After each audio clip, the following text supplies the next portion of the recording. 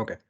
तो अगर इंस्टॉलेशन हो गया है तो अभी सबसे पहले तुम लोगों को क्या करना है कि इंस्टॉलेशन के बाद सर्च पे जाके एसएसएमएस सर्च करना है, ठीक है? तो जब एसएसएमएस सर्च करोगे तो इसको क्लिक करके इसे ओपन करना। और जैसा मैंने कल बताया था, ये थोड़ा टाइम ले सकता है अलग-अलग सिस्टम के अकॉर्डिंग, ठीक है? तो जैसे जब वो ओपन हो जाएगा, उसके बाद ही हम अपना एक्चुअल एक्चुअल काम स्टार्ट कर पाएँगे, ठीक है? लेकिन अब इससे पहले मैं कि ये ओपन हो, मैं तुमको ये दिखा देता हूँ कि तुम लोग को अभी पढ़ना कहाँ से, कि नोट्स कहाँ से मिलेंगे, राइट? तो नोट्स के लिए अलग से तुमको कोई ऐसा कुछ प्रिपेयर करके रखने की ज़रूरत नहीं है। सीधा एक वेबसाइट है w3schools.com, ठीक है? ये वेबसाइट है, तो ध्यान से देखो w3schools.com, ठीक है? इसको ओपन करना। ओपन करने के बाद ये ऐसी वेबसाइट खुलेगी, ठीक है? इसमें टॉप में जाना ट्यूटोरियल्स में। ट्यूटोरियल्स में जाने के बाद यहाँ पे होगा लर्न एसक्यूएल ये वाला, ठीक है? एसक्यूएल पे क्लिक करना। एसक्यूएल में क्लिक करने के बाद एसक्यूएल ट्यूटोरियल मिलेगा, ठीक है? अब यहाँ पे अगर नीचे जाओगे लेफ्ट साइड में तो यहाँ पे बहुत सारे टॉपिक्स हैं, सब एकदम ऑर्डर में दिए हुए हैं और यहाँ पे टॉपिक्स, ठीक है? डेटाबेस से रिलेटेड, सेलेक्ट स्टेटमेंट से रिलेटेड, ठीक है? फंक्शन रेफरेंस, ये सब कुछ यहाँ पे दिए हुए हैं। और मैंने जैसे कल कहा था कि एसक्यूएल अलग-अलग टाइप के हो सकते हैं, माईएसक्यूएल, पोस्टग्रेसक्यूएल, ठीक है? तो वैसे वो वाले डिफरेंसेस जो हैं वो भी यहाँ पे दिए होंगे। जैसे एग्ज़ाम्पल के लिए कोई एक एग्ज़ाम्पल लेते हैं, जैसे मान लो कि ये प्राइमरी की का एक एग्ज़ाम्पल है, ठीक है? तो यहाँ पे अगर तुम देखो कि इसमें ये एक ऐसा कोड है जिसमें अलग-अलग लैंग्वेजेज़ में थोड़ा-सा डिफरेंस आता है, ठीक है? जैसे माईएसक्यूएल जो है उसमें कोड ऐसा लिखा जाता है इसका, प्राइमरी की लिखने का, ये सब बाकी चीज़ें सेम है ये सब, ठीक है? प्राइमरी की का जो मेन डिफरेंस आता है वो यहाँ पे आता है ये, यहाँ पे देखो ये प्राइमरी की है और यहाँ पे प्राइमरी क्या कैसे लिखा है, यहाँ पे टेबल के साथ ही लिखा हुआ, कॉलम के साथ ही लिखा हुआ है, ठीक है? इस वाले में थोड़ा-सा अलग तरीके से लिखा हुआ है, ठीक है? तो वो छोटा-सा माइनर डिफरेंस इसमें है, लेकिन इसके अलावा अगर सपोज़ मैं यहाँ पे ड्रॉप टेबल वाले स्टेप टेबल पे आता हूँ, तो इसमें एक ही कमांड है और ये हर अलग-अलग लैंग्वेजेज़ में सेम चलता है ऐसे, इसमें कोई डिफरेंस नहीं है। तो ये जो डॉक्यूमेंटेशन यहाँ पे मैं तुम्हें दिखा रहा हूँ, यहाँ पे हर कमांड के बारे में यहाँ पे दिया हुआ है, एग्ज़ाम्पल्स दिए हुए हैं, ठीक है? और नीचे अगर लास्ट में जाओगे एक्सरसाइज़ेज़ और क्विज़ेज़ भी दिए हुए हैं, पढ़ने के लिए। तो ये तुम यहाँ से पढ़ना और यहाँ पे कहीं पे भी अगर कोई भी ऐसा कोड होगा जिसमें कोई डिफरेंस आ रहा है, तो वो डिफरेंस भी इन्होंने हाइलाइट करके रखा हुआ है। ठीक है? Clear? Understood? Yes sir. Yes sir. Okay, ठीक है। तो अब अगर इंस्टॉलेशन तुम्हारा सही से हो गया है, तो तुम्हें करना क्या है कि एसएसएमएस ओपन करने के बाद जैसे ही ओपन करोगे सबसे पहले एक पॉपअप आएगा, उसमें अपने आप से पहले यहाँ पे सर्वर नेम लिखा होगा, ठीक है? अगर नहीं लिखा हुआ है तो ड्रॉप डाउन में जाओ ऐसे, ड्रॉप डाउन में जाने के बाद ब्राउज़ फॉर मोर, फिर डेटाबेस इंजन को एक्सपैंड करना, फिर यहाँ पे जो भी तुम्हारा एसक्यूएल एक्सप्रेस वाला ऑप्शन होगा उसको सेलेक्ट करके ओपन कर लेना। जैसे ओपन करोगे तो यहाँ पे ये तुम्हारा सर्वर नेम लिखा होगा, ठीक है? फिर यहाँ पे कनेक्ट पे ऐसे क्लिक कर देना। जैसे ही कनेक्ट पे क्लिक करोगे यहाँ पे लेफ्ट साइड में तुम्हारा सर्वर जो है कनेक्ट हो जाएगा, ठीक है? जो एसक्यूएल एक्सप्रेस हमने इंस्टॉल किया था वो यहाँ पे कनेक्ट हो जाएगा, ये हमारे एडिटर के साथ कनेक्टेड है। अब हमें क्या करना है, यहाँ पे लेफ्ट साइड में देखो बहुत सारे फ़ोल्डर्स बने हुए हैं, ठीक है? तो यहाँ पे एक ये डेटाबेसेस वाला फ़ोल्डर है, फिर यहाँ पे ये security, server objects, replication, polybase management, ऐसे बहुत सारे इस पे फ़ोल्डर्स हैं, ठीक है? तो यहाँ पे अगर तुम जाओगे डेटाबेसेस वाला फ़ोल्डर पे, इसको एक्सपैंड करना, तो यहाँ पे जितने भी तुम्हारे डेटाबेसेस होंगे वो सारे यहाँ पे दिख रहे होंगे, ठीक है? जैसे अगर लेफ्ट साइड में आप यहाँ पे देखोगे, यहाँ पे एक कम मैंने कुछ-कुछ डेटाबेसेस पहले से बना रखे हैं, तो ये ब्लैक कलर में जो दिख रहा है, ये मेरे खुद के बनाए हुए डेटाबेसेस हैं, ठीक है? लेकिन अब ये जो डेटाबेसेस है तुम्हारे उसमें नहीं दिखेंगे, तुम्हारे इसमें सिर्फ़ 2 फ़ोल्डर दिख रहा होगा, सिस्टम डेटाबेसेस, डेटाबेस स्नैपशॉट, ये 2 फ़ोल्डर दिख रहे होंगे। अब इसमें अगर सिस्टम डेटाबेस को अगर मैं एक्सपैंड करता हूँ, तो यहाँ पे तुम्हारे पास क्या होगा कि पहले से ये 4 डेटाबेस पहले से बने होंगे। तो तुमको कुछ भी करके इन 4 डेटाबेस को बिल्कुल भी टच नहीं करना है, ठीक है? मैं एक्सप्लेन करूँगा क्यों है। तो अभी यहाँ पे ये दिख रहा है कि हमने कनेक्ट कर लिया, तो इसमें हमें एक चीज़ समझ में आई कि यहाँ पे जो भी एसक्यूएल एक्सप्रेस हमारा सर्वर है, इसमें हम लोग के मल्टीपल डेटाबेसेस बन सकते हैं, ठीक है? बात समझ में आ रही है मेरी? बात यस समझ सर। में आ रही है? हाँ। अब डेटाबेसेस क्या होता है हमने कल क्लास में देख लिया था, ठीक है? एक डेटाबेस क्या होगा? डेटाबेस का सिंबल होता है ये वाला, ठीक है? जब भी हम लोग कोई डायग्राम वगैरह बनाते हैं तो डेटाबेस को ऐसे रिप्रेज़ेंट करते हैं। तो जो एक डेटाबेस होता है, एक डेटाबेस के अंदर हम लोग मल्टीपल टेबल्स बना सकते हैं। टेबल मतलब क्या? एक टेबल मतलब होता है रो एंड कॉलम्स, ठीक है?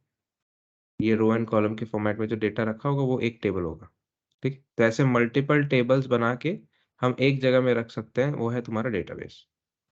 तो डेटाबेस को हम कलेक्शन ऑफ टेबल्स भी बोलते हैं, ठीक है? सो एसक्यूएल में खासकर एसक्यूएल डेटाबेस क्या होता है? कलेक्शन ऑफ टेबल्स,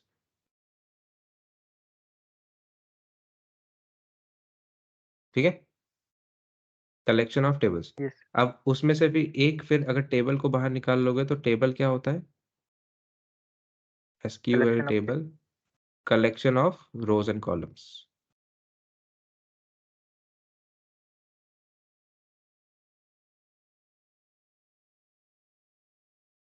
ठीक है?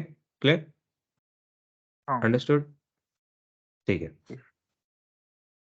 अब आ जाते हैं अपने एग्जाम्पल के अंदर। तो यहाँ पे हमने ये जो मैंने बताया हमें डेटाबेसेस, तो डेटाबेसेस के अंदर ये सारा तुम्हारा ऐसे कोड लिखा हुआ है, ठीक है? अब जब मैंने कनेक्ट पे क्लिक किया था तो यहाँ पे कुछ कुछ पैरामीटर्स थे, मैंने बाकी वाले पैरामीटर्स बताया नहीं, तो अभी एक एक करके उनको समझते हैं। तो यहाँ पे सबसे पहले चीज़ तो यहाँ पे सर्वर का टाइप जो है, ये जो है सर्वर टाइप, यहाँ पे ये डेटाबेस इंजन में सिलेक्टेड होना चाहिए, क्योंकि हम एसक्यूएल पढ़ रहे हैं तो एसक्यूएल में डेटाबेस इंजन पे ही हम लोग काम करते हैं, ठीक है? लेकिन जो ये एसएसएमएस है ये सिर्फ एसक्यूएल डेटाबेसेस के लिए नहीं, ये दूसरे टाइप के डेटाबेसेस के लिए भी काम करता है। Analysis services, reporting services, integration services, Azure SSIS integration run time, तो ये कुछ 4 अलग-अलग ये सर्विसेज हैं, जिनके लिए हम एसएसएमएस को यूज़ कर सकते हैं, ठीक है? ऐसा नहीं है कि एसएसएमएस सिर्फ एसक्यूएल के लिए यूज़ होता है, कुछ और दूसरे चीज़ों के लिए भी यूज़ किया जा सकता है, ठीक है? हमारा मेन फोकस अभी रहेगा डेटाबेस इंजन पे, तो हमें यूज़ करते हुए ध्यान रखना है सर्वर टाइप डेटाबेस इंजन होना चाहिए, ठीक है? फिर सर्वर नेम क्या है? सर्वर नेम है तुम्हारे एसक्यूएल का जो जहाँ पे जितने भी डेटाबेसेस तुम बनाओगे, ठीक है? जो भी तुम सॉफ्टवेयर इंस्टॉल करते हो तो उससे क्या होता है, तुम्हारे कंप्यूटर के अंदर एसक्यूएल का एक सर्वर बन जाता है, ठीक है? अब वो एसक्यूएल सर्वर जो है, एसक्यूएल सर्वर के अंदर में तुम्हारे पास अलग-अलग डेटाबेसेस तुम क्रिएट करते हो, ठीक है? और ये ठीक है। सर्वर जो है तुम्हारा वो पूरा जो सॉफ्टवेयर है वो पूरा सॉफ्टवेयर इसको मैनेज करता है, ठीक है? तो अलग-अलग डेटाबेसेस, तभी इसको हम डेटाबेस मैनेजमेंट सिस्टम बोलते हैं, ठीक है? तो वो सर्वर का जो एक एड्रेस होगा वो यहाँ पे सर्वर नेम में लिखोगे। अभी के केस में क्या है कि सर्वर जो है तुम्हारे अपने ही कंप्यूटर के अंदर है। जिस कंप्यूटर पे तुम ये काम कर रहे हो उसी कंप्यूटर के अंदर तुम्हारा सर्वर बनाया हुआ है। तो इसको इस सर्वर को रीच करने के लिए अलग से कुछ एक एड्रेस का ज़रूरत नहीं है। सिर्फ़ उसका नाम दे दोगे तो चल जाएगा। तो यहाँ पे सिर्फ़ हमने सर्वर नेम लिखा है, ठीक है? लेकिन कई-कई बार क्या होता है कि तुम्हारे अपने ही कंप्यूटर के अंदर तुमने सर्वर इंस्टॉल नहीं किया होता है, ठीक है? मान लो कि ये तुम्हारा जो है अ ये वाला तुम्हारा खुद का कंप्यूटर है, ठीक है? इसमें लिख देते हैं मी, ठीक है? और यहाँ पे ये तुम्हारा अपना खुद का लैपटॉप है, कंप्यूटर है। लेकिन जो सर्वर है, वो कहीं पे एक दूसरे ऑनलाइन क्लाउड में कहीं पे रखा हुआ है या फिर किसी कहीं और दूसरे सिस्टम पे रखा हुआ है, ठीक है? तो दूसरा सिस्टम सपोज़ यहाँ पे है, ये वो दूसरा वाला सर्वर, ठीक है? तो इस केस में क्या होगा कि इस सिस्टम पे रीच करने के लिए इसका एड्रेस चाहिए होगा। पता हाँ। उसमें हाँ, है ना? तो एक कंप्यूटर और दूसरे कंप्यूटर को 2 अलग-अलग जगह पे अगर रख देते हैं, तो उनको रीच कैसे किया जा सकता है? एड्रेस। एड्रेस से। एड्रेस क्या आईपी होता है एड्रेस। कंप्यूटर? कंप्यूटर का एड्रेस होता है आईपी एड्रेस, ठीक है? तो जिनको नहीं पता आईपी एड्रेस क्या होता है, आईपी एड्रेस एक 32 बाइट्स का एक नंबर होता है, ठीक है? सीरीज़ होता है, हर कंप्यूटर के पास एड्रेस होता है। तो जब भी तुम अपने कंप्यूटर को इंटरनेट पे कनेक्ट करते हो, तो इंटरनेट पे कनेक्ट करते टाइम पे क्या होता है कि हर कंप्यूटर को एक आईपी एड्रेस मिलता है, ठीक है? अब आईपी एड्रेस किस तरह का दिखेगा? कुछ इस तरह का दिखेगा 192 192.168.1.3 ऐसा करके रहेगा, ठीक है? यहाँ पे ऐसे 4 नंबर होंगे, डॉट से सेपरेटेड होंगे। इसको आईपी एड्रेस बोलते हैं, ठीक है? इसका सबसे छोटा वैल्यू ये हो सकता है 0.0.0 और सबसे मैक्सिमम वैल्यू हो सकती है 255.255.255.255, ठीक है? जितने भी दुनिया में आईपी एड्रेसेस होंगे वो सभी इसी रेंज के बीच में रहेंगे। क्लियर? समझ में आई बात? यस। ओके। तो ये आईपी एड्रेस इस कंप्यूटर का है, वैसे ही एक आईपी एड्रेस इसका भी होगा, क्योंकि दोनों इंटरनेट से कनेक्टेड होंगे, दोनों नेटवर्क पे होंगे, ठीक है? अब इसको इस तक रीच करने के लिए एक आईपी एड्रेस चाहिए होगा, तो यहाँ पे भी उसका जो आईपी एड्रेस होगा वो आईपी एड्रेस अगर ये इस कंप्यूटर पे एंटर करता हूँ तो वो उस कंप्यूटर को रिक्वेस्ट भेज सकता है। तो उस केस में यहाँ पे जो सर्वर नेम अगर तुम वैसे किसी सर्वर से कनेक्ट करने की कोशिश करते हो, तो यहाँ पे सर्वर नेम में उस सर्वर का आईपी एड्रेस ऐड करोगे तुम, ठीक है? यस। ठीक है? और इस कंप्यूटर के अंदर में अगर सपोज़ ऐसे ही दो बार किसी ने एसक्यूएल एक्सप्रेस इंस्टॉल कर लिया, तो 2 इंस्टेंसेस बन जाएँगे। तो आईपी एड्रेस और उसके बाद स्लैश लगा के उस इंस्टेंस का नाम। तो ये आईपी एड्रेस स्लैश इंस्टेंस नाम। तो यहाँ पे भी हमने वही किया देखो। यहाँ पे मेरे कंप्यूटर में यहाँ पे लिखा हुआ है MSI/SQL एक्सप्रेस। ठीक है? ये जो MSI ये मेरे कंप्यूटर का नाम है, सिस्टम ये मेरा पीसी नेम है। ठीक है? ये एसक्यूएल एक्सप्रेस मेरे उस सॉफ्टवेयर का इंस्टेंस है। मैंने एक बार इंस्टॉल किया तो एक बार, तुम्हारे में अगर तुम एक बार ट्राई करना है एसक्यूएल एक्सप्रेस एक और बार इंस्टॉल कर देना। एसक्यू तुम्हारे सिस्टम पे 2-2 एसक्यूएल एक्सप्रेसेस आने लगेंगे। यहाँ पे ड्रॉप डाउन में जाके ब्राउज़ मोर करोगे तो 2 दिखेंगे। एसक्यूएल एक्सप्रेस फिर एक और आएगा एसक्यूएल एक्सप्रेस 01 फिर एक और करोगे तो एसक्यूएल 02 ऐसे बनते जाएगा। तो मल्टीपल जितने बार इंस्टॉल करोगे उतने अलग-अलग एसक्यूएल एक्सप्रेस के इंस्टेंसेस बन सकते हैं। ठीक है? तो सर्वर नेम में मेनली ये इस तरह का एक कॉम्बिनेशन रहता है। ठीक है? अब कई बार क्या होता है एड्रेस के नाम पे हम आईपी एड्रेस को बार-बार याद नहीं रख सकते, तो हम क्या करते हैं इसको एक डोमेन नेम दे देते हैं। डोमेन नेम क्या होता है? जैसे google.com हो गया, facebook.com हो गया, ठीक है? ये सब डोमेन नेम है, कॉमन नेम ताकि ह्यूमन लोग उसको याद रख सकें। ये नंबर याद करना डिफ़िकल्ट होता है। तो इसलिए तो कई बार क्या होता है अगर सिस्टम को हमने कोई एक डोमेन नेम दिया हुआ है, तो आईपी एड्रेस की जगह बस उस पे डोमेन नेम आ जाता है। ठीक है? क्लियर? हाँ, अंडरस्टूड? हाँ। किसी को कोई डाउट है? नहीं sir. Okay. No then sir. ये सर्वर पे हमें कनेक्ट करना है। कनेक्ट करने के बाद फिर इसमें नीचे में ऑप्शन दिया हुआ है कि ऑथेंटिकेट कैसे करना है। क्योंकि डेटाबेस में कोई चीज़ रखी होगी तो सिक्योर तरीके से रखनी होती है, ऐसा ओपन करके नहीं रख सकते। तो हमें यहाँ पे जैसे फेसबुक लॉगिन करने के लिए तुम्हें क्या चाहिए? यूज़र नेम चाहिए और पासवर्ड चाहिए, करेक्ट? Email and password. वैसे ही यहाँ हुँ, पे भी इस सर्वर को रीच करने के लिए, एक्सेस करने के लिए कुछ ऑथेंटिकेशन चाहिए। तो ये यहाँ पे ये जो है ये ऑथेंटिकेशन का टाइप है। ठीक है? कि ऑथेंटिकेट करना कैसे है? यूज़र नेम पासवर्ड से करना है, कैसे करना है? साइन इन विद गूगल करना है, साइन इन विद लिंक्डइन करना है, क्या करना है? ठीक है? वैसा यहाँ पे ये एसक्यूएल सर्वर से रिलेटेड अलग ऐसे ऑप्शंस हैं। पहला ऑप्शन है विंडोज़ ऑथेंटिकेशन, दूसरा है एसक्यूएल सर्वर ऑथेंटिकेशन और तीसरे बाकी जो 3 ऑप्शन है ये एज़्योर वाले ऑप्शन है। ठीक है? ऐसे इसलिए पहला वाला विंडोज़ ऑथेंटिकेशन समझ लो कि विंडोज़ ऑथेंटिकेशन का मतलब क्या है सर कि तुम्हारे इसमें थोड़ा सा कंप्यू जूम नहीं हो सकता सर? अब दिख रहा है? Yes sir. हाँ। तो पहला वाला ऑप्शन है विंडोज़ ऑथेंटिकेशन। तो विंडोज़ ऑथेंटिकेशन का मतलब हुआ कि तुम्हारा जो अभी तुम लैपटॉप अपना चला रहे हो, लैपटॉप को जब सबसे पहले तब तुमने पावर बटन ऑन करके ओपन ओपन किया होगा, तो तुम्हारे उसमें भी लैपटॉप में भी तुमने यूज़र नेम पासवर्ड कुछ ऐसा या एंटर किया होगा, पिन, फिंगरप्रिंट, पासवर्ड कुछ ना कुछ, है ना?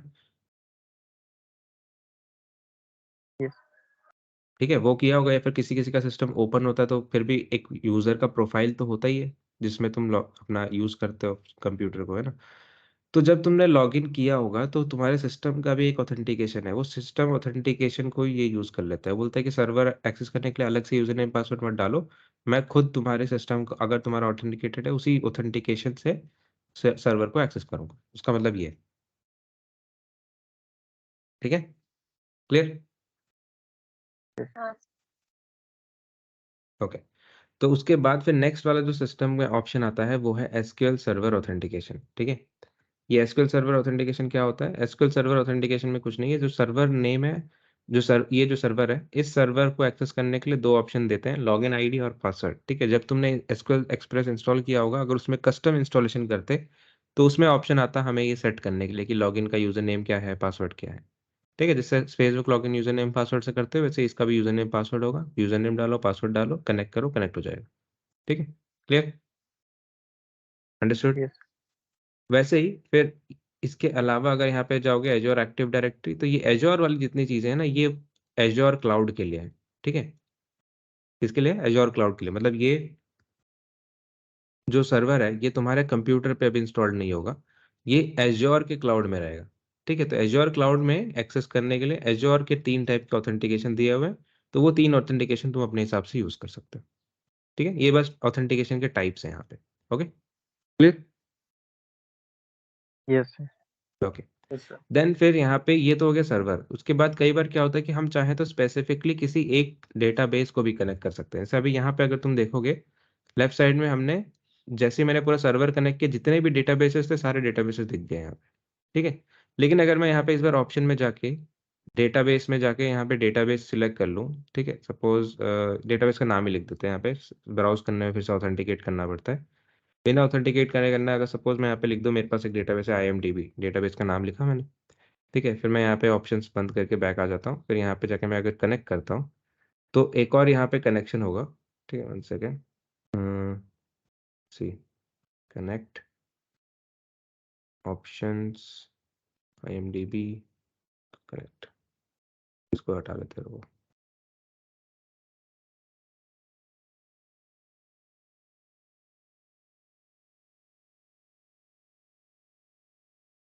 ओके, अभी इसमें सारा ही दिख रहा है। तो बट कई बार क्या होता है कि सर्वर में डेटाबेसेस को हाइड करके रखते हैं। कि मैं सपोज फॉर एग्जांपल अभी मान लो कि हम सब लोग काम कर रहे हैं एक टीम में, तो मैंने क्या किया, सपोज मान लो कि संजय को एक मैंने टीम में ऐड किया और उसको सपोज मार्केटिंग रिलेटेड डेटाबेसेस में काम करना था। तो मैंने संजय को डेटाबेस में सिर्फ मेरे सर्वर के अंदर सिर्फ मार्केटिंग वाला जो डेटाबेस था उसी का एक्सेस दिया है, ठीक है। तो संजय बाकी अलग अलग डेटाबेसेस को एक्सेस नहीं कर पाएगा, ठीक है। तो उस केस में संजय को क्या करना है कि ऑप्शंस में जाके सिर्फ मार्केटिंग वाला डेटाबेस का नाम लिखना है, उसके बाद कनेक्ट करना है। तो जब वो कनेक्ट करेगा सर्वर के अंदर में, उसको सिर्फ एक ही डेटाबेस दिखेगा, मार्केटिंग वाला। बात समझ में आ रही है मेरी? यस। ठीक है, तो वो डेटाबेस एंटर करने का ऑप्शन इसलिए दिया हुआ है कि अगर कई बार सिर्फ एक ही डेटाबेस को कनेक्ट करना है तो वैसे कर सकते हो, बाकी डेटाबेस नहीं दिखेंगे। बट हमारे केस में क्योंकि हम लोग खुद का ही सिस्टम में इंस्टॉल किया हुआ तो सब कुछ दिखेगा ही, तो उसमें वो रिस्ट्रिक्शन है नहीं ऑप्शन। अगर मैं किसी दूसरे सर्वर पे कनेक्ट कर रहा होता तो उस समय फिर ये डेटाबेस ऑप्शन अलग से काम होता। ठीक है, क्लियर? ओके, तो यस। यहाँ पे अगर डिफॉल्ट सेट करोगे, डिफॉल्ट मतलब तुम सभी डेटाबेस को एक्सेस करना चाहते हो, उसका मतलब वो होता है। ओके, नाउ इसको अभी कनेक्ट कर लिया, यहाँ पे डेटाबेसेस दिख रहे हैं। तो यहाँ पे डेटाबेसेस बन कैसे सकते हैं? तो बनाने के लिए यहाँ पे अगर देखोगे डेटाबेस वाले फोल्डर पे राइट क्लिक करके न्यू डेटाबेस पे क्लिक करेंगे। यहाँ पे डेटाबेस का नाम लिख सकते हैं, ठीक है। तो मैंने सपोज तुम्हारा 8:30 का बैच है, तो मैंने यहाँ पे 8:30 AM लिख दिया सपोज, हमारा डेटाबेस का नाम, ठीक है। इसको ओके कर दिया। तो ओके करने के बाद अगर जैसे ओके करूंगा, लेफ्ट साइड में देखो 8:30 AM का डेटाबेस बन जाएगा, ठीक है। अब डेटाबेस के अंदर क्या होता है, टेबल्स होते हैं। तो अगर मैं इसको ओपन करूंगा तो इसके अंदर देखो, यहाँ पे डेटाबेस के अंदर टेबल्स का फोल्डर होगा। इसको एक्सपैंड करेंगे, तो एक्सपैंड करने के बाद यहाँ पे फिर से ये कुछ कुछ फोल्डर्स मिल रहे हैं, सिस्टम टेबल, फाइल टेबल्स, ऐसे कुछ कुछ, ठीक है। ये सब खाली होंगे अभी तुम अगर देखोगे, ठीक है। लेकिन अगर तुम्हें टेबल बनाना है तो कैसे बनाओगे? यहाँ पे टेबल्स फोल्डर पे राइट क्लिक करो, न्यू पे जाओ, टेबल पे क्लिक करो, ठीक है। जब न्यू टेबल पे क्लिक करोगे तो यहाँ पे टेबल बनाने के लिए क्या चाहिए होता है हमें? टेबल होता क्या है? रो एंड कॉलम्स होते हैं ना, पांडास में जी किया सर। है। Yes sir.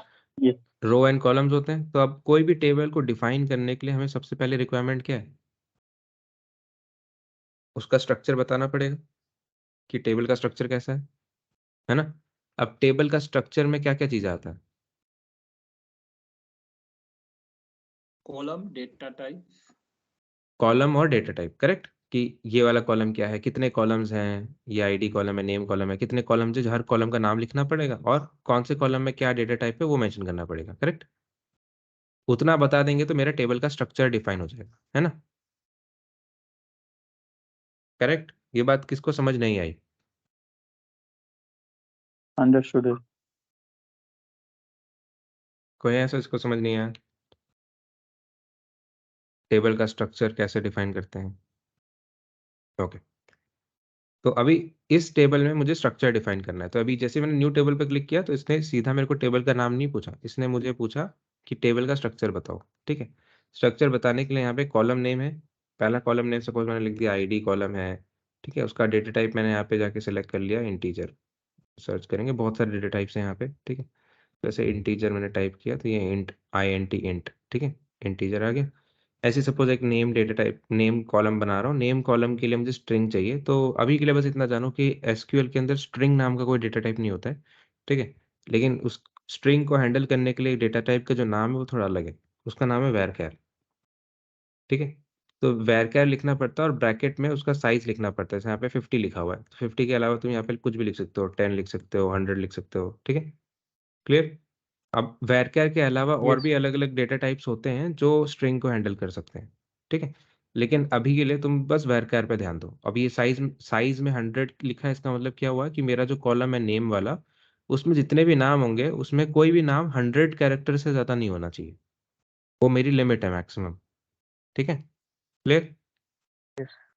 अगर मैं ये टेबल बना रहा हूँ, आईडी कॉलम है और ये नेम कॉलम है, तो इसमें जब मैं डेटा फिल करूंगा, ठीक है, कि यहाँ पे मैंने सपोज नाम लिखा ABC ऐसे कुछ कुछ, फिर यहाँ पे रखा मैंने XYZ, तो यहाँ पे जब भी मैं कोई नाम लिखूंगा, एक नाम जो होगा उसका मैक्सिमम लेंथ 100 हो सकता है, उससे 100 से ज्यादा तुम स्टोर नहीं कर सकते एक एक नाम पे, ठीक है, क्लियर। हाँ. Yes. ठीक है। फिर यहाँ पे एक चेकबॉक्स दिया हुआ है अलाउ नल्स, मतलब कि उस कॉलम में नल वैल्यू अलाउ करना है कि नहीं करना है। तो चेकबॉक्स टिक है मतलब उसमें अलाउ करना है, नहीं है तो मतलब नहीं करना है, ठीक है। तो मान लो अभी सिर्फ 2 ही कॉलम ऐड करने थे, मैंने इतना लिख के यहाँ पे बाहर क्लिक किया। अब मेरे को क्या करना है, सेव करना है।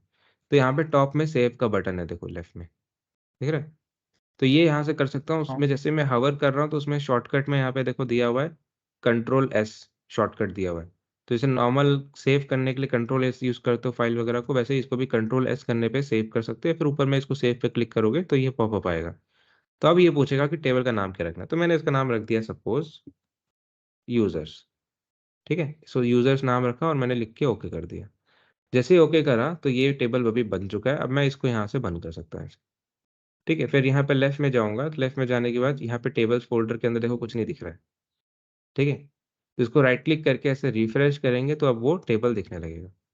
देखो यहाँ पे वो यूजर्स नाम का टेबल दिख रहा है, जिसके पहले स्टार्टिंग में DBO लिखा हुआ है, अभी उसको इग्नोर करो। बस देखो कि यहाँ पे यूजर्स नाम का टेबल बन चुका है, दिख रहा है।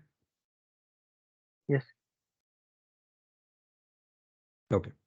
देन अभी इसको अगर एक्सपैंड करेंगे तो ये इसके अंदर अभी टेबल का स्ट्रक्चर दिखाएगा, कॉलम्स, कीज, कंस्ट्रेंट्स, ठीक है। ये टेबल के अंदर के पार्ट्स हैं, ठीक है। तो इसमें अगर अभी देखेंगे, 1 सेकेंड, हाँ। तो इसमें अगर देखोगे जितने भी कॉलम्स होंगे वहां पे देख सकते हो। अब टेबल के अंदर कुछ कीज भी होते हैं, कंस्ट्रेंट भी होते हैं, ट्रिगर, इंडेक्सेस, ये सब चीजें भी होती हैं, ठीक है। लेकिन अभी हमें ध्यान देना है कॉलम पे। कॉलम जितने भी बनाए वो यहाँ पे दिखने चाहिए, यानी कि तो यहाँ पे देखो हमने 2 कॉलम बनाए थे, ID, नेम, इंट, और उसका डेटा टाइप varchar, और ब्रैकेट में नल लिखा हुआ है, मतलब कि उसमें नल अलाउड है, ठीक है, क्लियर, Yes. समझ में आई। ओके। तो ये हमने अभी टेबल बनाया, लेकिन ये जो मैंने अभी किया ये कुछ भी SQL नहीं है, ठीक है। ये तुम कर पा रहे हो क्योंकि तुम अभी SSMS यूज कर रहे हो। ये SSMS में ये सब टूल्स दिए हुए हैं जिसकी वजह से तुम बिना कोड लिखे तुम टेबल वेबल तक सब बना सकते हो, क्लियर, Yes. बात समझ में आई। तो अभी हमें Yes, sir. इसकी आदत, ये जो मैंने अभी किया इसकी आदत नहीं डालनी है बिल्कुल भी। सब कुछ जो भी अभी करेंगे ये सब कुछ हम कोड से करेंगे, एक एक चीज, ठीक है। तो उसके लिए मैं क्या करूंगा कि अभी पहले फिलहाल यूजर्स टेबल को यहाँ से जाके रिमूव कर देते हैं। डिलीट पे ऑप्शन है, टेबल को रिमूव किया, ओके किया, ठीक है। टेबल ऐसे रिमूव हो गया। फिर यहाँ पे डेटाबेस है, इसको भी यहाँ से रिमूव कर लेते हैं, डिलीट, ठीक है। ये डिलीट कर दिया मैंने। अब मुझे क्या करना है, एक नया डेटाबेस बनाना है और उससे बाकी चीज़ें करनी है, राइट। तो उसके लिए मैं क्या करूँगा, मुझे यहाँ पे टॉप में अगर जाओगे तो यहाँ पे न्यू क्वेरी मिलेगा, इस न्यू क्वेरी पे क्लिक करूँगा, ठीक है। जैसे ही न्यू क्वेरी पे क्लिक करेंगे तो ये एक एडिटर खुल जाएगा जहाँ पे मैं अपना कोड लिख सकता हूँ, ठीक है, अंडरस्टूड, हाँ. Yes. ओके। देन सेकेंड चीज़ क्या है कि ये न्यू क्वेरी मैंने यहाँ से क्लिक करके ओपन किया, बट इसका एक शॉर्टकट भी है। तो शॉर्टकट जैसे हवर करोगे उसमें लिखा होगा Ctrl+N, दिख रहा है। तो Ctrl+N जब दबाओगे तो ये तब एक एडिटर ऐसे ओपन करता है। Ctrl+N दबाएंगे तो एक और नया एडिटर खुल जाएगा, ऐसे नया नया टैब बन के जाता रहेगा फिर ये, ठीक है, क्लियर, समझ में आई बात। जी सर। ओके। अब एक नया डेटाबेस बनाते कैसे हैं, जो मैंने यहाँ से राइट क्लिक करके बनाया था वो नया डेटाबेस कैसे बनता है तो मैं वो दिखाता हूँ। तो यहाँ पे लिखेंगे क्रिएट डेटाबेस और उसके बाद डेटाबेस का नाम। सपोज अभी डेटाबेस का नाम 8:30 AM रखना था, तो 8:30 AM मैंने डेटाबेस का नाम रखा, ठीक है। तो अब ये जो 8:30 AM है ये मेरे डेटाबेस का नाम है, क्लियर है, बात समझ में आई मेरी। Yes, sir. Yes okay. Sir. Yes. तो अब ये जो मैंने यहाँ पे कोड लिखा ये सिर्फ एक डेटाबेस बनाने का कोड है। अब इसका स्ट्रक्चर सिंटैक्स क्या है, सिंटैक्स मतलब रूल, कि टेबल डेटाबेस बनाने का जो कोड है उसका कोड का रूल क्या है कि पहले क्रिएट लिखो, फिर डेटाबेस लिखो, फिर उसके बाद डेटाबेस का नाम लिखो। क्लियर? हाँ। ओके। नाउ अब क्या मैं इसको नीचे कर सकता हूँ? हाँ, कर सकते हो। नीचे लिखोगे तब भी चलेगा, इसको यहाँ भी लिखोगे तब भी चलेगा। ठीक है? क्या हम इसको स्मॉल में लिख सकते हैं? हाँ, इसको भी लिख सकते हैं, क्योंकि एसक्यूएल जो है वो केस सेंसिटिव नहीं है। ठीक है? बात समझ में आई?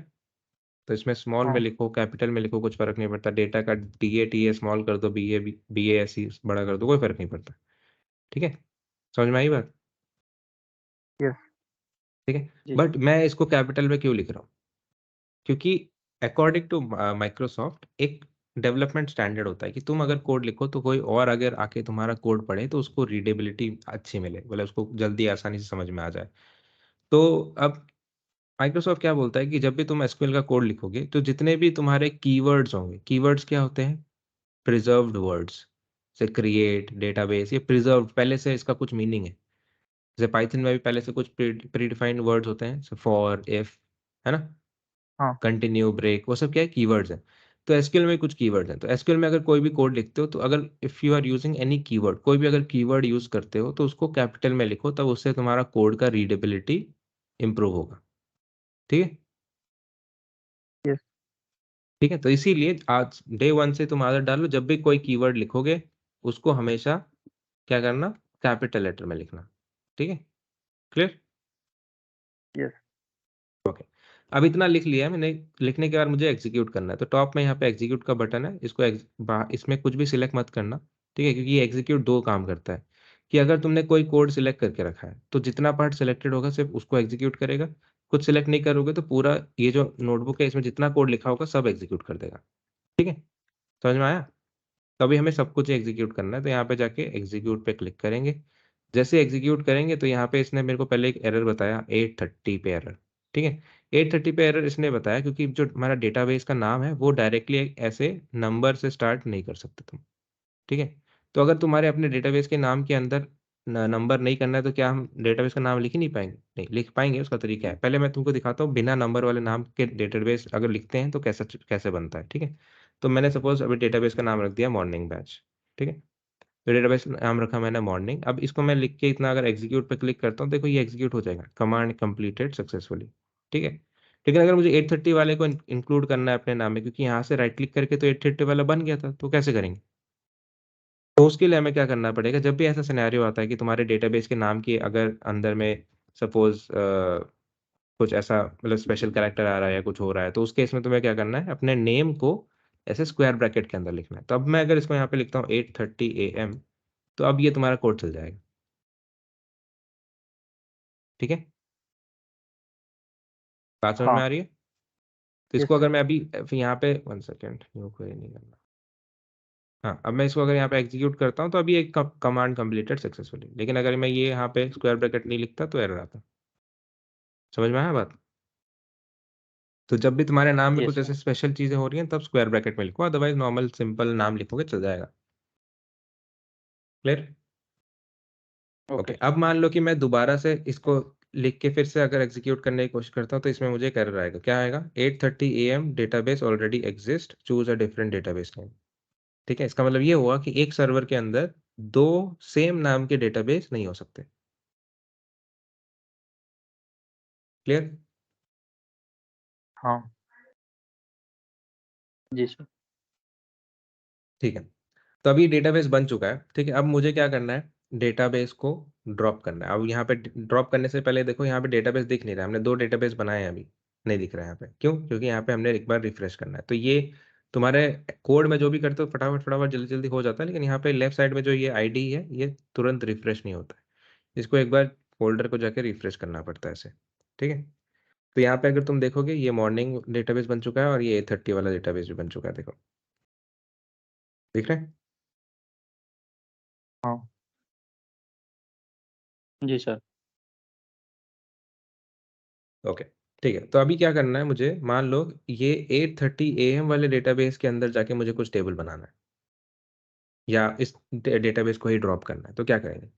तो उस डेटाबेस को ड्रॉप करने से पहले, मैं ड्रॉप हम बाद में करेंगे, जैसे हमने यहाँ पे राइट क्लिक करके टेबल बनाया था, उसका टेबल ड्रॉप किया था, फिर डेटाबेस किया था, हम उसी ऑर्डर में करेंगे, ठीक है। तो अभी मैं क्या करता हूँ, सबसे पहले मैं टेबल ही बनाना सिखा देता हूँ।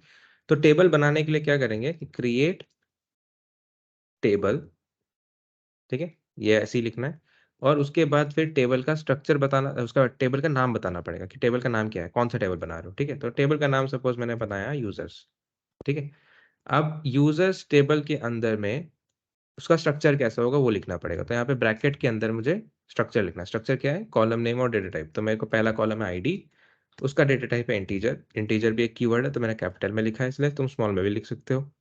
कॉमा लगा के दूसरा कॉलम है, दूसरा कॉलम क्या है, नेम कॉलम, ठीक है। फिर नेम कॉलम का जो डेटा टाइप है उसका लिखेंगे varchar, स्मॉल में भी लिख सकते हो। फिर यहाँ पे साइज मैंने दिया 100, बस इतना हो गया, ठीक है। ये मेरे टेबल का स्ट्रक्चर डिफाइन हो गया, टेबल का नाम भी आके सारे इन्फॉर्मेशन आ गई।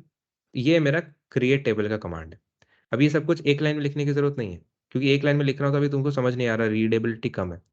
तो दूसरा एक स्टैंडर्ड ये कहता है माइक्रोसॉफ्ट का कि पहली चीज तो तुमने क्या करना है, अपने कीवर्ड्स को कैपिटल लेटर्स में लिखना है। और दूसरा क्या करना है, अपने कोड को फॉर्मेट करके लिखना है। फॉर्मेट करके लिखने का मतलब ऐसे लिखो कि किसी और को अगर पढ़े तो जल्दी समझ में आ जाए। तो फॉर्मेट करने के लिए इसको मैं क्या कर सकता हूँ, इसको नीचे लाइन में लिख दिया, इसको यहाँ पे लिख दिया, तो यहाँ पे लिख दिया, और लास्ट वाला ब्रैकेट हटा के इधर कर दिया। तो अब ये मेरा कोड ज्यादा समझ में आ रहा है कि नहीं? यस। इसको सॉरी, पढ़ने में ज्यादा आसानी है अभी? अपने को टेबल बनानी है, वो तो लिखा ही नहीं अपन ने। क्या चीज करना है? कौन से डेटाबेस में टेबल बनानी है अपनी? एग्जैक्टली ये यही मैं यही वेट कर रहा था कि ये कौन पूछेगा, ठीक है। वो मैं बताऊंगा कैसे होगा वो, ठीक है। अभी के लिए फिलहाल देखो कि क्रिएट टेबल का कमांड ऐसे होता है। तो अगर मैं अभी इस कमांड को एग्जीक्यूट कर दूंगा, तो अभी ये सवाल जैसे अभी पूछा कि ये टेबल बनाना है, ये लेकिन टेबल कौन सा डेटाबेस में बनाना है ये तो हमने बताया ही नहीं, है कि नहीं? क्योंकि यहाँ पे डेटाबेस तो बहुत सारे हैं, ये किस में बनेगा कुछ पता ही नहीं अभी। करेक्ट? यस और नो? Yes yes. तो यस सर। उसके लिए एक कॉन्सेप्ट होता है करंट डेटाबेस का कॉन्सेप्ट, ठीक है। तो मतलब अभी तुम्हारा ये जो एडिटर खुला हुआ है, ये एडिटर जिस करंट डेटाबेस से कनेक्टेड होगा उसी डेटाबेस में बना देगा। अब ये करंट एडिटर जो है कौन से डेटाबेस से कनेक्टेड है ये कैसे पता चलेगा? टॉप में जाना, लेफ्ट साइड में यहाँ पे देखो, ये IMDb लिखा हुआ है, ये अभी करंटली IMDb वाले डेटाबेस पे कनेक्टेड है, ठीक है।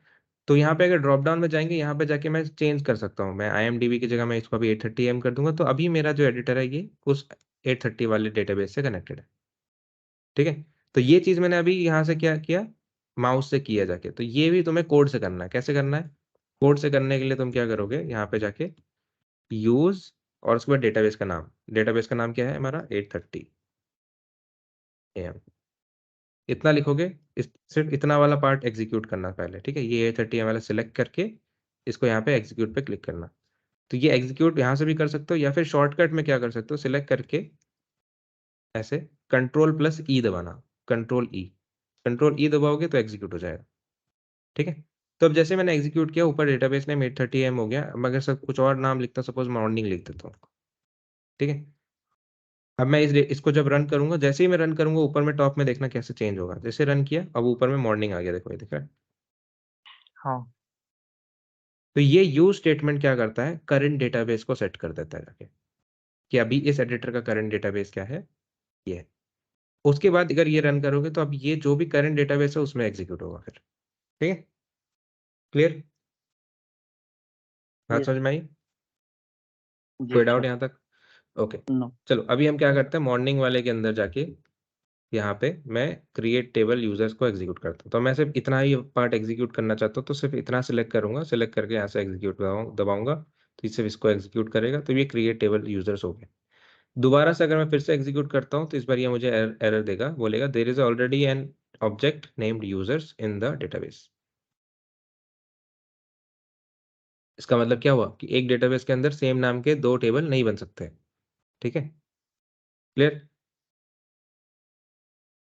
यस। बात समझ में आई? जी अब यहाँ पे अगर मैं मॉर्निंग के अंदर जाऊंगा, एक्सपैंड करूंगा, तो यहाँ पे जाके टेबल्स को एक्सपैंड करूंगा, तो यहाँ पे देखना कि एक टेबल बना होगा यूजर्स नाम का, ये देखो, दिख रहा है? यस सर, दिख दिख रहा रहा है? है। हाँ। हाँ। तो ये टेबल ऐसे बन गया, ठीक है। अब आते हैं कि टेबल को रिमूव कैसे करना है, ठीक है। तो अब रिमूव करने के लिए सिंपल सा एक आज कॉन्सेप्ट बताता हूँ, इसको याद रखना कि रिमूव करने के लिए जो हम कमांड यूज करते हैं, उस कमांड को हम वो कमांड ही क्यों बोलते हैं, मैं वो बताता हूँ पहले। तो अभी तुमने एक नोटिस किया होगा डेटाबेस के केस में भी उसको वो बोल रहा था ऑब्जेक्ट नेम यूजर्स इन डेटाबेस एग्जिस्ट, ठीक है। फिर वहां बोल रहा था database object named 8:30 AM already exist, object बोल रहा था वो, ठीक है। तो जितने भी तुम्हारे सर्वर के अंदर जो जितने भी ऑब्जेक्ट्स होंगे, ऑब्जेक्ट्स मतलब होता है कि जैसे जो भी यहाँ पे लेफ्ट साइड में तुमको दिख रहा है, ठीक है, जिस साइड लेफ्ट साइड में जो भी चीज़ें यहाँ पे दिख रही होंगी वो सारे ऑब्जेक्ट्स होंगे यहाँ पे, ठीक है। डेटाबेस एक ऑब्जेक्ट होगा, टेबल एक ऑब्जेक्ट होगा, ठीक है। फिर टेबल के अंदर जाओगे, कॉलम्स एक ऑब्जेक्ट होगा, कंस्ट्रेंट्स एक ऑब्जेक्ट है, ट्रिगर्स एक ऑब्जेक्ट है, ठीक है। ये सारे ऑब्जेक्ट्स हैं। तो जब भी कोई ऑब्जेक्ट रिमूव करना होता है तो उसको हम लोग डिलीट नहीं बोलते हैं, उसको हम लोग बोलते हैं ड्रॉप। ऑब्जेक्ट को रिमूव करने को कॉन्सेप्ट को क्या बोलते हैं? ड्रॉप करना। बात समझ में आई मेरी? Yes sir. Yes, sir. Yes, ठीक है, तो इसी से यही कॉन्सेप्ट अगर याद रखोगे तो इससे तुम्हारा कमांड बनता है which is drop table command, ठीक है। लेकिन तो फिर डिलीट क्या होता है? तो जैसे टेबल है, कोई भी एक टेबल बनता है, ठीक है, ये टेबल है, इस टेबल के अंदर तुम्हारे पास क्या है? डेटा रखा हुआ है, ठीक है। अब डेटा कहाँ रखा होता है? रोज में रखा होता है, ये रोम के अंदर, इस रो के अंदर, इस रो के अंदर, फिर इस रो के अंदर, यहीं पे तुम्हारा डेटा होता है, करेक्ट है ना? यस, हाँ, तो जब भी कोई डेटा रिमूव करना होता है, डेटा रिमूव मतलब कोई एक रो रिमूव करना, ठीक है। तो जब भी कोई डेटा रिमूव करना होता है तब उसको हम लोग बोलते हैं डिलीट करना। बात समझ में आई? लेकिन अगर मुझे पूरा एक कॉलम रिमूव करना है तो उसको हम लोग बोलेंगे ड्रॉप, क्योंकि एक ऑब्जेक्ट है ये, यहाँ पे दिख रहा है ये, ठीक है। अगर मुझे पूरा टेबल रिमूव करना है तो उसको भी हम लोग बोलेंगे ड्रॉप। अगर मुझे पूरा एक डेटाबेस रिमूव करना है तो उसको भी हम लोग बोलेंगे ड्रॉप, उसको डिलीट नहीं बोलेंगे। डिलीट हम तब वर्ड यूज करते हैं जब हमें कोई एक रो रिमूव करनी होती है, यानी कि कोई एक डेटा रिमूव करना होता है। बात समझ में आई मेरी? यस, ओके, कोई यस डाउट सर। यहाँ तक? ओके, तो अभी मुझे क्या करना है? यूजर्स टेबल को रिमूव करना है, तो टेबल रिमूव करने के लिए मुझे क्या यूज करना पड़ेगा? ड्रॉप वर्ड यूज करना पड़ेगा। अब ड्रॉप क्या करना चाहता हूँ? क्या मैं टेबल डिलीट करना टेबल रिमूव करना चाहता हूँ, या डेटाबेस रिमूव करना चाहता हूँ, या कॉलम रिमूव करना चाहता हूँ? क्या क्या करना चाहता हूँ? मैं रिमूव करना चाहता हूँ टेबल, तो ड्रॉप टेबल, उसके बाद कौन सा टेबल? यूजर्स टेबल, तो यूजर्स, ठीक है। हाँ, इतना पार्ट लिखा, सिर्फ इतना पार्ट एग्जीक्यूट करूंगा, इतना सेलेक्ट करके एग्जीक्यूट पे दबाएंगे तो ये कमांड कंप्लीटेड सक्सेसफुली, ठीक है। फिर से अगर मैं ये टेबल को लिख के ऐसे एग्जीक्यूट करूंगा तो इस बार मुझे एरर आना चाहिए, क्यों? क्योंकि टेबल एग्जिस्ट नहीं करता है अभी, because it does not exist और you do not have permission. Clear? Yes, ठीक है, तो अभी यहाँ पे जाके अगर मैं रिफ्रेश करूंगा टेबल्स को, वहां पे तुम्हारा यूजर्स टेबल नहीं होगा, ठीक है। अब मुझे क्या करना है? पूरा डेटाबेस रिमूव करना है, ठीक है। तो यहाँ पे लिखूंगा ड्रॉप डेटाबेस, उसके बाद डेटाबेस का नाम, ठीक है। इतना पार्ट लिख के अगर मैं एग्जीक्यूट करता हूँ तो इसमें एक छोटा सा एरर आएगा, ठीक है। वो देखते हैं एरर क्या है। इसको एग्जीक्यूट करना, तो एरर आएगा can not drop database morning because it is currently in use. मतलब जिस डेटाबेस के अंदर हो उसी डेटाबेस को नहीं डिलीट कर सकते। क्यों? एग्जाम्पल के लिए मान लो मैं एक कोई फोल्डर ओपन करता हूँ यहाँ पे, ठीक है।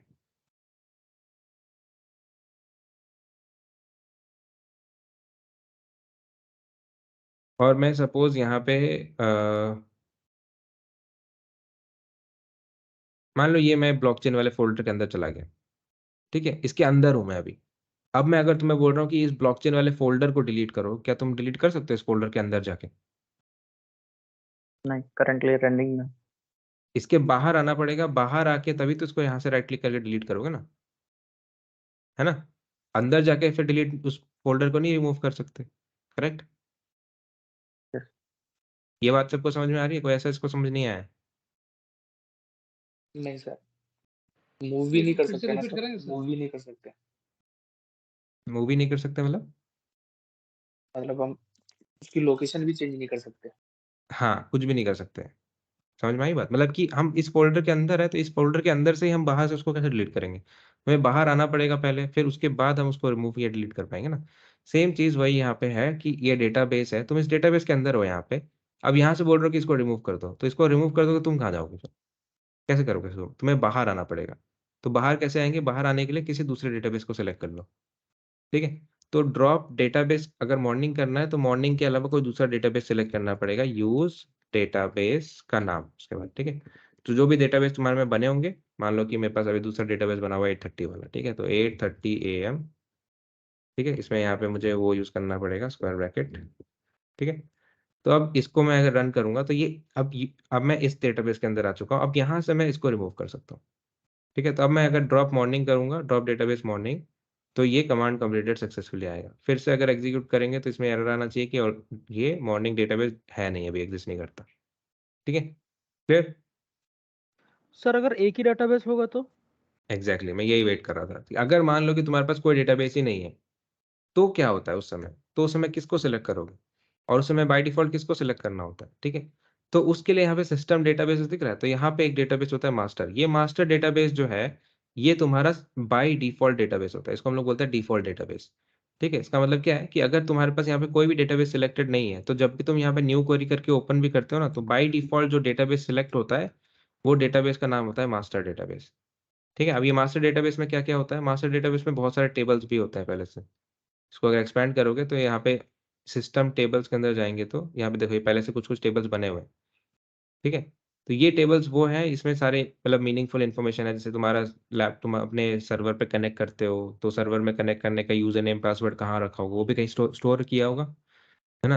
तो वो सारी इन्फॉर्मेशन भी, ये सब कुछ जो है तुम्हारे सिस्टम टेबल के अंदर रहती हैं। जैसे मास्टर एक टेबल हो गया, मॉडल एक टेबल हो गया, एमएसडीबी हो गया, टेम्पडीबी हो गया, ये सब कुछ। ठीक है, तो ये सिस्टम डेटाबेसेस को तुम्हें इसलिए टच नहीं करना होता है, इसको कभी रिमूव नहीं करना होता है, कभी कुछ चेंज नहीं करना होता है। ठीक है, तो ये सिस्टम डेटाबेस के अंदर तुम्हें क्या करना है, इसको सिलेक्ट कर सकते हो। तुम क्या करोगे, यूज मास्टर करोगे तो इसको रन करोगे। अगर मैं बाहर जाके इस सर्वर पे क्लिक करता हूँ, इस सर्वर पे दिख रहा है, सर्वर पे क्लिक करके अगर मैं जाके यहाँ पे न्यू क्वेरी पे क्लिक करता हूँ तो बाय डिफॉल्ट जो यहाँ पे तुम्हारा कोड खुलना चाहिए वो तुम्हारा मेरे में तो पहले से सिलेक्टेड था। चलो अगर मैं डिस्कनेक्ट भी कर दूँ यहाँ से, जैसे मान लो डिस्कनेक्ट कर दिया मैंने, फिर से कनेक्ट करते हैं ऑप्शंस में जाके इसमें। ठीक है, डिफॉल्ट सिलेक्टेड है, कनेक्ट किया। अब मैं यहाँ पे जाके न्यू क्वेरी पे अगर क्लिक करता हूँ तो अब देखो, अब यहाँ पे बाय डिफॉल्ट पहले से इसने मास्टर सिलेक्ट किया अपने आप, इसने कोई दूसरा डेटाबेस सिलेक्ट नहीं किया। ठीक है, लेकिन अगर मैं जाके इसके अंदर जाके किसी एक डेटाबेस को सिलेक्ट कर लूँ, सपोज मान लो A30 वाला सिलेक्ट किया, सिलेक्ट करने के बाद न्यू क्वेरी पे क्लिक करता हूँ या कंट्रोल एन दबाता हूँ, तो अभी मेरा जो ये एडिटर खुलेगा बाय डिफॉल्ट 830 AM वाला डेटाबेस को सिलेक्ट करके करेगा। ठीक है, तो ये कुछ शॉर्टकट्स है जो तुम्हारे एसएसएमएस के अंदर है। ठीक है, बात समझ में आई मेरी? ये सर। कोई डाउट यहाँ तक? No sir. ओके, तो आज क्या क्या सीखा हमने? हमने ये देखा कि किस तरह से हम क्या कर सकते हैं, क्रिएट डेटाबेस कर सकते हैं। ठीक है, फिर हमने देखा कि किस तरह से क्रिएट टेबल कर सकते हैं। ठीक है, फिर हमने देखा कि किस तरह से इसका एग्जैक्ट उल्टा कर सकते हैं, ड्रॉप टेबल कर सकते हैं। ठीक है, फिर हमने ये भी देखा कि ड्रॉप डेटाबेस कैसे कर सकते हैं। ठीक है, क्रिएट टेबल से पहले टेबल के बाद डेटाबेस के बाद हमने देखा यूज डेटाबेस कैसे करते हैं। तो टोटल हमने आज 5 कमांड देखे, तो इस 5 कमांड में कोई डाउट किसी को? No sir. नहीं नहीं। Any doubts? ओके, ठीक है। नाउ अभी हम देखते हैं कि हमारे पास जो टेबल हमने बनाया है उसमें हम अगर मुझे डेटा इंसर्ट करना है तो वो डेटा इंसर्ट मैं कैसे कर सकता हूँ। ठीक है, तो डेटा इंसर्ट करने के लिए मुझे क्या करना है, जो भी टेबल बनाया है, जैसा कि मैं 8:30 AM के अंदर हूँ। ठीक है, तो मैं अभी यहाँ पे क्या कर सकता हूँ, पहले देखते हैं कि यहाँ पे कुछ टेबल बना हुआ है कि नहीं बना हुआ है। तो यहाँ पे अभी कुछ टेबल नहीं बना हुआ है। ठीक है, तो लेट्स से कि तो ये टेबल का मैं कोड फिर से एग्जीक्यूट करता हूँ। यूज डेटाबेस मुझे करना पड़ेगा 8:30 AM वाला। ठीक है, इसको रन कर दिया अलग से। उसके बाद मैं अभी क्रिएट टेबल करूँगा। ठीक है, क्रिएट टेबल कर दिया।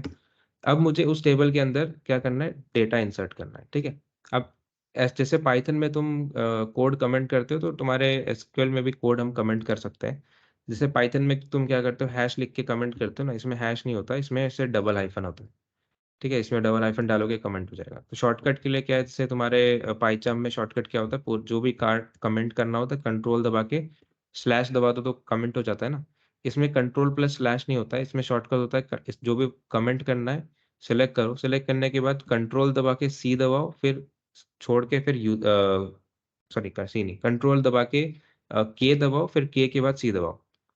ठीक है, तो क्या हुआ, शॉर्टकट कंट्रोल के, कंट्रोल सी, सॉरी कंट्रोल के प्लस सी। ठीक है, ठीक है, शॉर्टकट समझ में आया? Yes sir. और अनकमेंट करने के लिए बस यू सी की जगह यू। ठीक है, तो इसको सिलेक्ट किया, मुझे अनकमेंट करना है तो कंट्रोल के एंड देन यू दबा दूंगा तो ये हो जाएगा। ठीक है, तो कैसे करना है फिर से बता देता हूँ। कंट्रोल के दबाया, के दबा के छोड़ दिया, कंट्रोल प्लस रखना है लेकिन अभी भी। ठीक है, फिर उसके बाद सी दबा देना। ठीक है, फिर कंट्रोल के दबाया एक बार, के छोड़ दिया, कंट्रोल दबाया हुआ है और फिर यू दबा दिया तो अनकमेंट हो जाएगा। ठीक है, क्लियर? ठीक है, समझ में आया?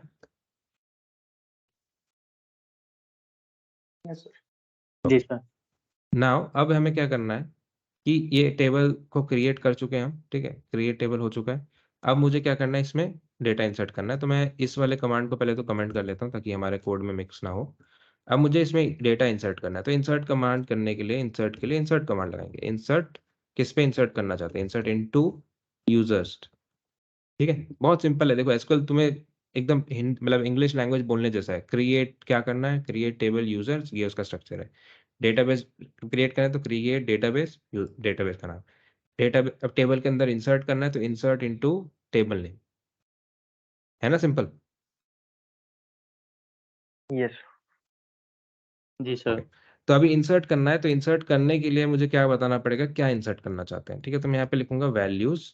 ठीक है, जो भी वैल्यूज हैं और उसका जो भी वैल्यूज होंगे मैं उसको ब्रैकेट में लिखूंगा। तो अब मैं यहाँ पे जो वैल्यूज लिखूंगा वो मैं इसी ऑर्डर में लिखना पड़ेगा जिस ऑर्डर में मैंने टेबल बनाया था। पहले आईडी, फिर उसके बाद नेम। ठीक है, तो आईडी का डेटा टाइप इंटीजर है तो इंटीजर डायरेक्टली लिख सकते हैं। सपोज आईडी मैंने लिखा है यहाँ पे 1। ठीक है, फिर उसमें कॉमा लगा के सेकंड वैल्यू क्या है, नेम है। नेम क्या है, स्ट्रिंग है। ठीक है, वैरकर यानी स्ट्रिंग होता है। तो स्ट्रिंग को हम लोग ऐसे जैसे पाइथन में डबल कोट्स में लिखते हो, इसमें डबल कोट्स नहीं, इसमें सिंगल कोट्स में लिखते हैं। ठीक है, अब ये जो सिंगल कोट और डबल कोट है, ये चीज तुम्हारी डिफरेंस आ जाती है माई एसक्यूएल में और क्या बोलते हैं एसक्यूएल एक्सक्यूएल सर्वर में, दोनों में। मैंने बताया था दो अलग अलग ऑप्शन होते हैं। तो माई एसक्यूएल में तुम क्या करते हो, ऐसे डबल कोट्स लगाते हो, लेकिन एसक्यूएल सर्वर में तुम सिंगल कोट्स यूज करते हो। ये एक छोटा डिफरेंस है बस। Okay, clear? हाँ। ओके, तो अभी मुझे नेम लिखना है तो नेम में मैंने यहाँ पे लिख दिया सपोज अजय। ठीक है, तो इतना लिख के अगर मैं एग्जीक्यूट करता हूँ तो ये डेटा इंसर्ट कर देगा हमारे यूजर्स टेबल के अंदर। ठीक है, बट ये जो कमांड है ये एक इनकम्प्लीट कमांड है। ये एग्जीक्यूट हो जाता है, सही से एग्जीक्यूट हो जाता है, बट इसमें एक छोटा सा एक और एक्स्ट्रा पार्ट भी है जो अभी ऑप्शनल होता है। वो क्या होता है कि तुम यहाँ पे ब्रैकेट के अंदर कॉलम के नेम्स डिफाइन कर सकते हो। यहाँ पे लिख सकते हो आईडी कॉमा नेम, ऐसे लिख सकते हो। ठीक है, तो इसको ये नहीं लिखा है, इसका मतलब कि बाय डिफॉल्ट क्या है, यहाँ पे वो सारे कॉलम के नेम्स हैं जो तुम्हारे टेबल के अंदर एग्जिस्ट करते हैं और वो उसी ऑर्डर में जिस ऑर्डर में तुमने टेबल क्रिएट किया था। ठीक है, तो इसको अगर मैं रन करता हूँ तो इसको रन करने के बाद हमारे ये देखो 1 रो अफेक्टेड। ठीक है, एक और बार रन करूंगा, एक और रो अफेक्टेड, 2 बार इंसर्ट हो गया ये। ठीक है, अब मुझे ये इंसर्ट किया हुआ डेटा क्या करना है। सपोज मान लो कि मैं इस बार इंसर्ट करना चाहता हूँ,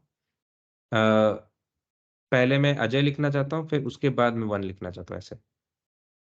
तो जब इसको एग्जीक्यूट करूंगा तो इसमें एक एरर आएगा, ये बोलेगा कि conversion failed from converting varchar value Ajay to data type int. इसका मतलब क्या हुआ कि ये अजय वैल्यू को इंटीजर आईडी में घुसाने की कोशिश कर रहा था। बात समझ में आई मेरी? Yes sir. तो इसको हम कैसे सॉल्व कर सकते हैं, यहाँ पे कॉलम नेम सही से लिख दो कि पहले नेम है फिर आईडी है। तो अब ये क्या करेगा, सही से अजय को नेम में इंसर्ट करेगा और 1 को आईडी में इंसर्ट करेगा। ठीक है, इसको अगर मैं सपोज 2 कर देता हूँ इस बार, इसको कर देता हूँ राजीव। ठीक है, इसको मैं रन करूंगा तो अब ये रन हो जाएगा। ठीक है, क्लियर? तो यहाँ पे कॉलम नेम मेंशन करने का कॉन्सेप्ट ये होता है।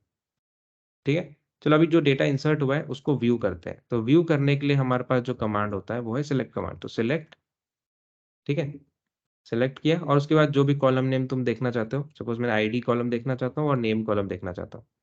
ठीक है, कहाँ से देखना चाहता हूँ, फ्रॉम यूजर्स। ठीक है, इतना लिखा, select ID comma name from users. इतना पार्ट सिलेक्ट करके एग्जीक्यूट किया, यहाँ पे डेटा आ गया, देखो दिख रहा है। तो हमने ये 2 बार इंसर्ट किया था, 2 बार आ गया। यहाँ पे लास्ट वाला ये अभी इंसर्ट किया, ये अभी आया, दिख रहा है। तो ये आईडी कॉलम है, हाँ। ये नेम कॉलम, ये डेटा इस तरह से इंसर्ट हुआ है। ठीक है, चलो अब आते हैं कि अगर सपोज मैं आई यहाँ पे क्या करूँ, इसको कुछ ऐसे करते हैं। यहाँ पे सपोज अगर मैं लिखूँ 3, ठीक है, मैंने नेम नहीं लिखा। इसको अगर मैं रन करूंगा तो इसमें एरर आएगा, द कॉलम नेम और number of supplied values does not match the table definition. क्योंकि हमने पहली चीज तो यहाँ पे क्या किया, कॉलम नेम मेंशन नहीं किया, तो बाय डिफॉल्ट हर एक कॉलम में जाना चाहिए, ठीक है, और इसी ऑर्डर में जाना चाहिए। अब इसमें जाने के लिए भी आईडी में वैल्यू मिल गई, नेम में वैल्यू नहीं मिला, तो नंबर ऑफ कॉलम और नंबर ऑफ वैल्यूज मैच नहीं कर रहे थे, तो इसमें भी प्रॉब्लम होता है। ठीक है, अगर ऐसा कुछ अगर इंसर्ट करना है, हाफ इंसर्शन करना है, एक जगह करना है एक जगह नहीं करना है, तो उस केस में तुम कॉलम नेम जरूर मेंशन करना। तो अगर मैंने इतना मेंशन करके अभी रन करूंगा तो ये रन हो जाएगा, 3 वैल्यू अंदर चली जाएगी, नेम के अंदर कुछ नहीं जाएगा, मतलब क्या होगा, उसमें नेम में नल इंसर्ट होगा। तो कैसे पता चला, इसको यहाँ पे अगर रन करते हैं सिलेक्ट टेबल, तो सिलेक्ट टेबल वाला कमांड जो है, इससे हम डेटा को व्यू कर सकते हैं, रिट्रीव कर सकते हैं। तो इसको मैं रन करूंगा तो यहाँ पे आउटपुट में अभी देखो 3 वाला रो आ गया और साथ में नेम में नल गया है, दिख रहा है? हाँ। ठीक है, क्योंकि हमने टेबल जब डिफाइन कर रहे थे हमने उसमें कुछ ऐसा मेंशन तो नहीं किया कि इसमें नल होना चाहिए कि नहीं होना चाहिए, तो बाय डिफॉल्ट क्या होता है, नल अलाउड होता है इसका मतलब। ठीक है, क्लियर? कोई डाउट यहाँ तक? नो।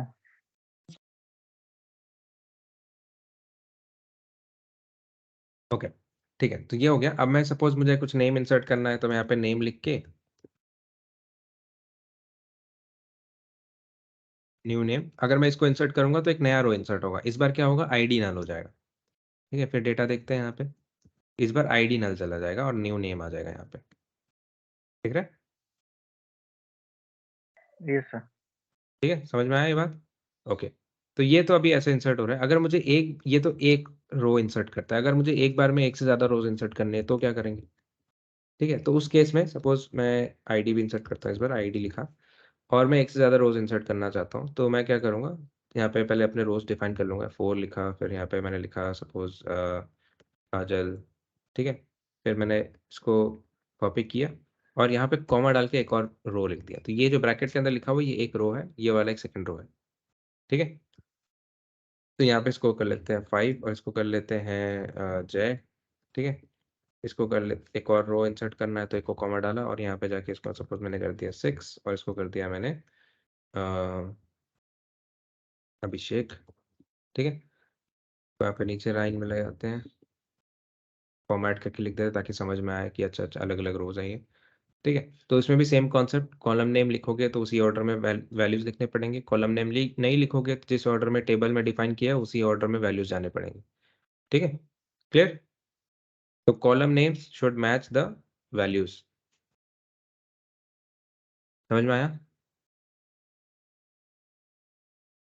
यस। ओके, चलो इसको भी एग्जीक्यूट करते हैं। इतना पार्ट सिलेक्ट किया, कंट्रोल ई दबाया, एग्जीक्यूट हो गया। अब इस बार आएगा 3 रोज अफेक्टेड, क्योंकि 3 रोज इंसर्ट हुए हैं एक साथ, ठीक है। अब इस इतना पार्ट अगर मैं यहाँ पे सेलेक्ट आईडी और नेम ऐसा करके रन करता हूँ तो यहाँ पे देखो, दिख रहा है, ये आउटपुट दिख रहा है। तो अगर मैं सब, ये तो हो गया तुम्हारा आउटपुट देखने के लिए। अब मैं सपोज अगर यहाँ पे आईडी को सिर्फ लिख के सिलेक्ट करूँ तो क्या होगा, सिर्फ आईडी वाला कॉलम का आउटपुट आएगा, ये देखो, ठीक है। तो सिलेक्ट कॉलम से क्या करते हैं, स्ट्रक्चर क्या होता है, select column name from table name, ठीक है, क्लियर? यहाँ तक कोई डाउट है? नहीं। अच्छा चलो ठीक है, मैं एक सवाल पूछता हूँ कि अगर सपोज तुम्हारे टेबल में हंड्रेड्स ऑफ कॉलम्स है, तो उस केस में यहाँ पे मुझे हंड्रेड्स ऑफ कॉलम नेम लिखने पड़ते, या जो जो कॉलम मुझे, अगर सारे ही कॉलम का आउटपुट चाहिए तो मैं 100 कॉलम के नाम लिखने पड़ जाते, right? Yes sir. Yes sir. तो वो प्रॉब्लम है। तो उस केस में एक छोटा सा उन्होंने एक वाइल्ड कार्ड कैरेक्टर दिया है, ठीक है, एक स्टार। प्लेस होल्डर जैसा, जो हर एक कॉलम को रेफर करता है, जिसका मतलब होता है ऑल कॉलम्स। वो सिंबल होता है स्टार, ठीक है। तो इसका मतलब ये है, सेलेक्ट स्टार फ्रॉम यूजर्स का मतलब है कि select all columns from the users, ठीक है। इसको अगर मैं रन करूंगा तो मुझे कॉलम नेम मेंशन करने की जरूरत नहीं पड़ेगी, जिस ऑर्डर में तुमने टेबल में कॉलम बनाए हुए हैं उसी ऑर्डर में सारे कॉलम को डिस्प्ले कर देगा, चाहे 100 कॉलम हो 1000 कॉलम हो, फर्क नहीं पड़ता। लेकिन अगर सिलेक्टिवली किसी कॉलम को सिलेक्ट करना है कि पहले मुझे नेम चाहिए,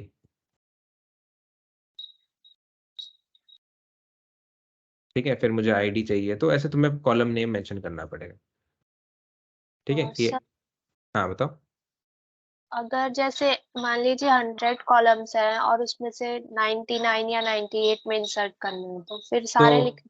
लिखने पड़ेंगे, हाँ। ओके। और कोई डाउट? ओके, ठीक। तो आज के लिए इतना ही, ठीक है। तो अभी हमने क्या क्या सीख लिया? Create database, create table, use database, drop table, drop database, और फिर हमने ये भी देख लिया कि क्रिएट टेबल करने के बाद उसमें इंसर्ट कैसे करते हैं, और उसके बाद हमें उसमें से डेटा को व्यू कैसे करते हैं। क्लियर? यहाँ तक कोई डाउट है? नो नो ना सर। ओके, ठीक है।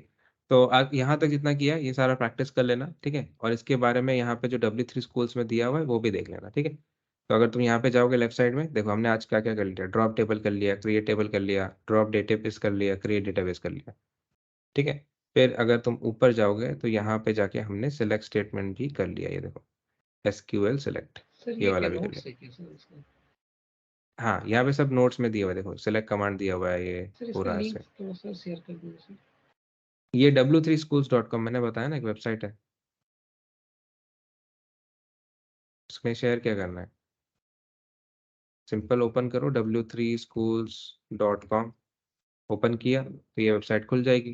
ट्यूटोरियल्स में जाओ, लर्न SQL में जाओ, ये SQL खुल गया यहाँ पे। यही तो बताया था मैंने स्टार्टिंग में। क्लियर? कोई डाउट? No sir. ओके, ठीक है। तो यहाँ तक सारा कर लेना, बाकी मिलते हैं अगली क्लास में, ठीक है।